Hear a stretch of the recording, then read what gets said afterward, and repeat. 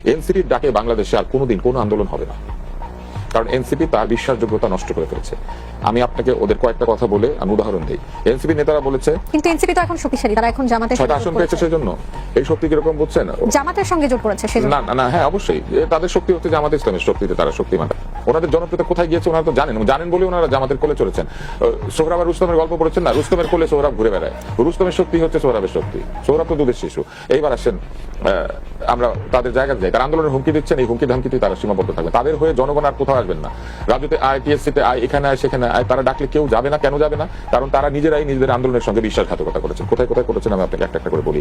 প্রথমত তারা স্বজনপ্রীতির বিরুদ্ধে কথা বলেছেন, কিন্তু যতক্ষণ তারা উপদেষ্টা ছিলেন তারা অসংখ্য লোককে তাদের তদবিরে বিভিন্ন জায়গায় বসিয়ে দিয়েছেন। সরকারে দলীয়করণ করা হয়েছিল, অন্তর্বর্তী সরকারের সময় বিশেষ কিছু দলের লোকজনকে সব জায়গায় বসানো হয়েছে। সেটা বসানোর সময় তারা যোগ্যতার বিবেচনা করেন নাই। ঢাকা নর্থ সিটি কর্পোরেশন এজাজকে বসিয়ে দিয়েছিলেন এই শিশু উপদেষ্টা আসিফ, এবং আসিফ শুধু সেখানে করেন, তিনি ক্রিকেট বোর্ডে 12টা বাজিয়েছেন, সেটাও করেছেন। বাংলাদেশের ক্রিকেট দল বিদেশে খেলতে যেতে পারেনি, কারণ ওই সরকারের সিদ্ধান্ত, এটা ক্রিকেটারদের সিদ্ধান্ত ছিল না, বোর্ডেরও সিদ্ধান্ত ছিল না। সব জায়গায় তারা দলীয়করণ করেছেন, নিজেদের প্রভাব বিস্তার করেছেন, নিজেদের আদেশ দিয়ে কাজ করিয়েছেন।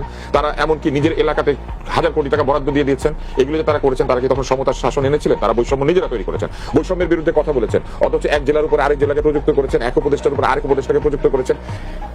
কুমিল্লাকে এবং কিছু কিছু জায়গাকে তারা এমন একটা অবস্থায় নিয়ে গিয়েছেন যে মনে হচ্ছিল যে কুমিল্লাই বাংলাদেশ। এবং শেষ পর্যন্ত তারা নিজেরা নির্বাচনে আগ্রহ প্রকাশ করেছেন, যখন টের পেয়েছেন যে একা জিততে পারবে না, তখন গিয়ে জামাতের উপরে চড়াও। তারা জুলাই যোদ্ধাদের চিকিৎসার ব্যবস্থা ঠিক মতো করেন নাই, এবং তাদের যে উপদেষ্টা আছেন সেখানে যে দুর্নীতি হয়েছে এর অসংখ্য সাক্ষী আছে।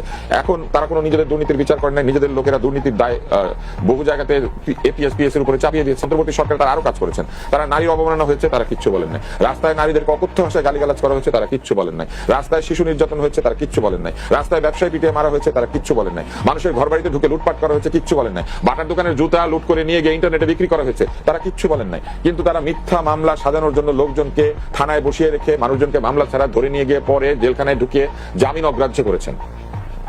তারা বিচার বিভাগের স্বাধীনতার কথা বলেছেন, কিন্তু বিচার বিভাগকে রীতিমতো পরাধীন বানিয়ে রেখে দিয়েছিলেন তাদের সময়। তাদের কথায় লোকজন গ্রেপ্তার হয়েছে, তাদের কথায় লোকজন ছাড়া পেয়েছে। এটা করেছে কবর খুঁড়ে লাশ তুলে এনে পোড়ানো হয়েছে।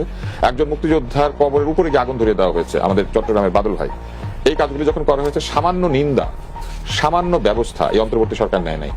ভিডিও থাকার পরেও কারাই মপ করছে, তাদের থেকে কাউকে গ্রেপ্তার করে আইনের মুখোমুখি তারা করে নাই। ছাগল যে চুরি করে, আপনার কি মনে হয় কোটি কোটি টাকা সামনে ছিল তারা সব সৎ ছিল? তাদের বিভিন্ন দুর্নীতির কাহিনী এখন প্রকাশিত হচ্ছে, এবং সেই সব দুর্নীতি নিয়ে যখন কথাবার্তা উঠছে তখন এক একজন এক এক রকম কথাবার্তা বলছেন। এইগুলির সমালোচনা আমরা করা বন্ধ করে দেবো, আমরা এগুলো সমালোচনা করা বন্ধ করে দেবো এখন।